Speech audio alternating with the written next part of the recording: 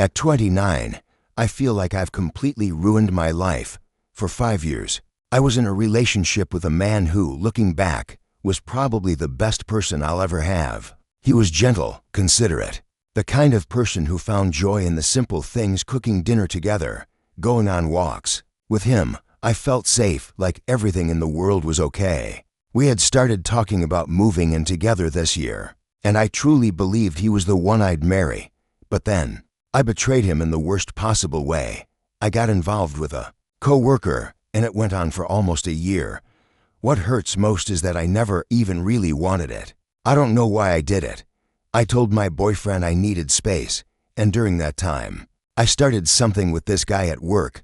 I lived this horrible double life, pretending to be the faithful girlfriend while I was sneaking around with someone else. There were times I'd cut ties with the co-worker, promising myself I'd be faithful. But whenever things got difficult or I felt neglected, I'd go back to him, eventually. I decided to end it with the affair partner because I wanted to make things right. I erased everything, messages, photos, videos, and for a moment, I felt like I had a fresh start, like I could be loyal again. But then one night, temptation came back. I was caught sending a video to the guy, and everything came crashing down. My boyfriend broke up with me immediately. Since that day, we've only exchanged brief, cold words about necessary things, and then he blocked me entirely. Now, all I do is work. I wake up at 5 a.m., get to the office before anyone else, and stay late just so I don't have to face myself. My boss thinks I'm the hardest worker in the office, but in reality, I'm just trying to escape my own mind. Therapy has become the one thing I look forward to, though it's also one of the most painful parts of my life. The guilt is crushing. I've come to realize how much I lied, even about the smallest things. Since everything fell apart, I've made it a rule to always be truthful, no matter how uncomfortable. It sounds simple, but it's incredibly hard. I feel like I didn't just lose him. I lost everything we had planned. We were going to move in together, and I had planned my finances around that idea. Now, I'm stuck in a tiny apartment I can barely afford, scraping by. I never thought I'd be alone, not like this. I don't know if I'll ever forgive myself. It sounds selfish, but every day feels like a struggle just to keep going. 2 months have passed since he blocked me, and the pain is still unbearable. Every time I think of him, it hits me like a wave. There's no communication, no chance to apologize again, no opportunity to show him that I'm changing. And the more I think about it, the more I torment myself with the realization that this all could have been avoided. All I had to do was stay faithful. Lately, therapy has been more difficult. My therapist refuses to let me shift the blame, and I'm finally starting to see how I used to rewrite everything in my mind to avoid feeling guilty. Last week, she asked me to write down every excuse I used to justify the affair. I filled an entire page, things like he works too much or I'm depressed. I deserve some happiness. Reading them aloud made my skin crawl. It's so obvious now how manipulative I was, even to myself. My affair recovery group has been a mix of hope and despair. Some days I leave feeling uplifted, hearing about people who rebuilt their lives after terrible mistakes. Other days, I walk away feeling worse, especially when their stories mirror mine too closely. I've tried to occupy myself outside of work. I switched from intense running to light yoga and stretching. I even signed up for a pottery class on a whim. I'm terrible at it, but for a couple of hours a week, I focus on not destroying a clay bowl instead of obsessing over how I destroyed my relationship. Financially, everything has been a disaster. We were supposed to move in together, so I had relaxed on saving, thinking we'd be sharing expenses. Now, I can barely make rent and have had to cut out almost everything unnecessary.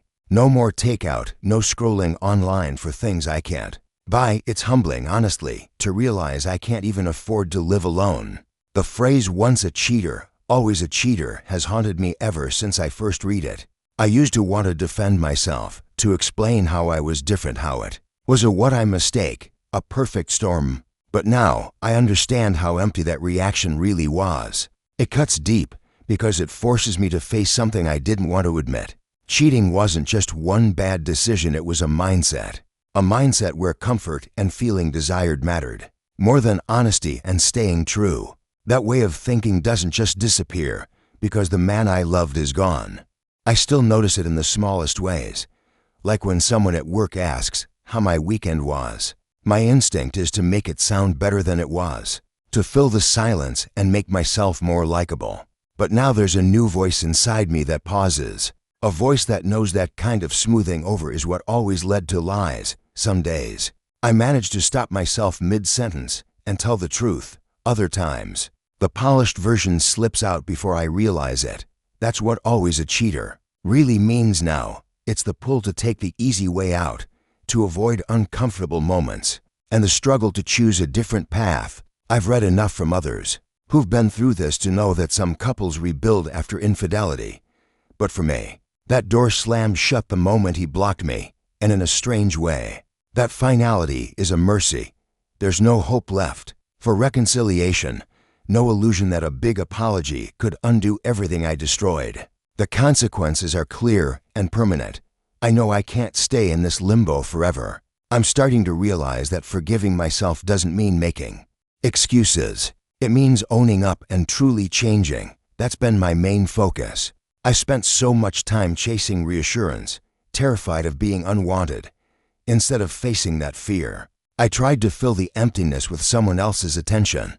I thought I had control, but I was just a disaster hiding behind lies. There are small signs I'm changing. I don't check his profiles through fake accounts anymore. I erased the affair partner's number and didn't store it anywhere else. When co-workers invite me out for drinks, I go, but I only have a soda and leave early, knowing how easily laughter can turn into something else. These decisions are small, invisible to everyone around me, but they're the only proof I have that I'm not defined by the mistakes I made. The idea that always a cheater doesn't have to be my whole story is hard to accept, but it becomes less true when I fight the reflex to lie, embellish, or seek out validation from others. I've let go of the hope that we'll reconcile, and I no longer wish that he might come back. The best thing I can do for him now is to stay away and stop causing him pain. I don't know if I'll ever stop loving him, but I know he deserves better than the person I used to be. I'm not dating, not even considering it. It feels wrong when I still haven't figured out how to be someone I respect. I'm trying to rebuild everything I tore down, piece by piece. All I can do now is keep pushing forward. So the person I was doesn't win anymore. It's slow, it's heavy. But if I truly want to change at my core, it's worth every bit of effort.